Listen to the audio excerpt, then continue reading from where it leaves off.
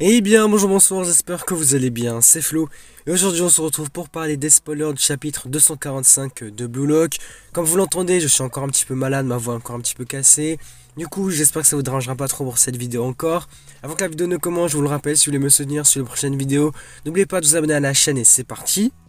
Alors on commence par le mot de l'auteur qui dit développement intense dans le 8e match, naviguer à travers le champ de bataille déchaîné et marquer un retour. Donc on voit les matchs Italie versus Angleterre ainsi que le match Espagne versus France qui sont en train de se dérouler en même temps, en parallèle. Du coup on a le 8e match Italie versus Angleterre, Blue Lock chapitre 245, Die at Once, donc meurt une fois ou mourir une seule fois, on verra selon la traduction française. Et donc voici le résumé de ce chapitre. Aggie a eu le ballon, mais Chris, 3 petits points, on ne sait pas ce qui se passe. Lâche-moi Aggie, passe à Seishiro, donc à Nagi. Aggie ensuite, on voit qu'il suivait toujours Chris et passait le ballon ensuite à Nagi. Nico en face, il va dire le voilà, Aryu, défendez-vous contre le prodige. Nagi va dire vas-y, essaie. Nagi a dépassé Nico et Aryu, mais Lorenzo est venu pour le bloquer. Lorenzo qui va lui dire c'est dommage, nous sommes les mêmes en termes de spécification, ok. Nagi a l'air distrait à ce moment-là, alors que Ryo va l'appeler par derrière, il va lui dire de tirer Nagi, n'hésite pas, ne regarde pas le but. Nagi va alors tirer, mais on voit qu'il va être bloqué par Haiku. Haiku lui va lui dire qu'il arrive à un moment beaucoup trop tard. N'est-ce pas ce que tu fais quand tu n'es pas avec Isagi, prodige Chan? Bien joué Haiku, ça fait 80 millions de Nagi. Barreau ensuite a obtenu le ballon qui est devenu libre en chargeant l'avant contre les joueurs du Manchester City.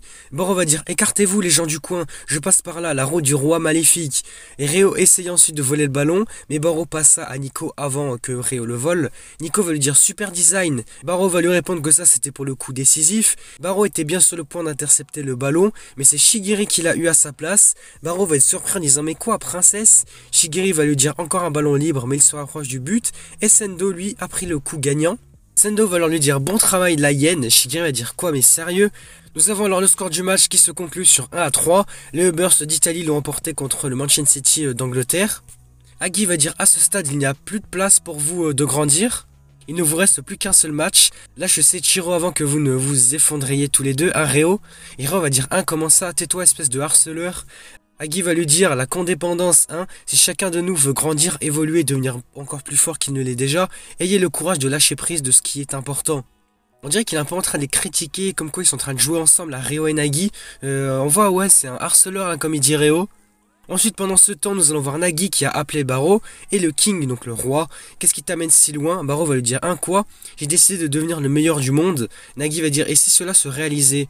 Barreau va dire je vais créer mon époque dans le monde du football et me venger de ceux qui s'en prennent à moi. Nagi va dire ok je vois. Tu veux vraiment devenir le roi du football, Barreau va lui dire qu'est-ce qu'il y a avec cette question inconsciente sans trip? En plus tu n'es pas gênant du tout en ce moment. Tu n'as pas assez faim ou plutôt je ne sens pas ta chaleur ennuyeuse habituelle. Pour moi on dirait que tu fais semblant de te battre actuellement. Meurs sur le champ alors espèce de lâche.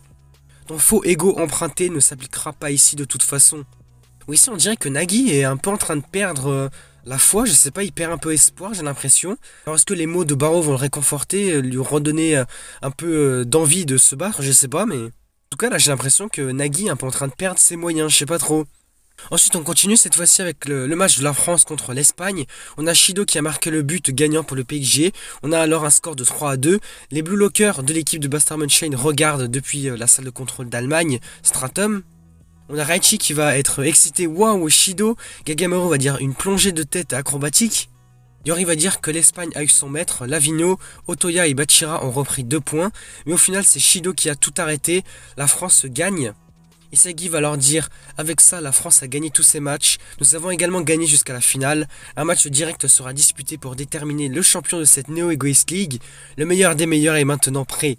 Et c'est ainsi que le chapitre 245 de Blue Lock va se terminer, nous avons le mot de l'auteur à la fin, une victoire dramatique pour la France avec l'explosion des scores de Shido, l'ego d'Isagi à son plus haut niveau pour la bataille finale pour le trône.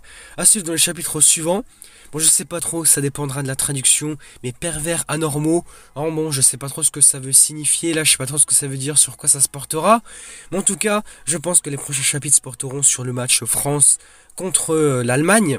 Du coup, voilà, le résumé complet des spoils s'arrête là. Le chapitre aura été tout de même intéressant, on aura vu 2 matchs en parallèle. On a pu revoir le match de l'Italie contre l'Angleterre ainsi que le match d'Espagne contre la France. Par contre, c'est vrai qu'il y a quand même quelque chose que je dois souligner, je pense. J'ai l'impression que Nagi est un peu en train de perdre ses moyens, comme on l'avait vu là il y a quelques instants. Je sais pas, j'ai l'impression qu'il perd espoir, il a plus trop envie de se battre là sur le terrain. En tout cas, j'espère qu'il se ressaisira, parce que c'est vrai que Nagui était vraiment un personnage très très fort, alors le voir comme ça, c'est un peu triste. Bon, du coup, voilà, je pense qu'on va s'arrêter là pour cette vidéo. Si elle vous a plu, n'hésitez pas à liker, à commenter, à partager comme d'habitude. N'hésitez pas à me faire part de vos théories, vos avis, etc. Ce que vous voulez voir pour la suite, là, dans les chapitres de Blue Lock. Du coup, on s'arrête là. Si la vidéo vous a plu, n'hésitez pas à liker, à commenter, à partager comme d'habitude.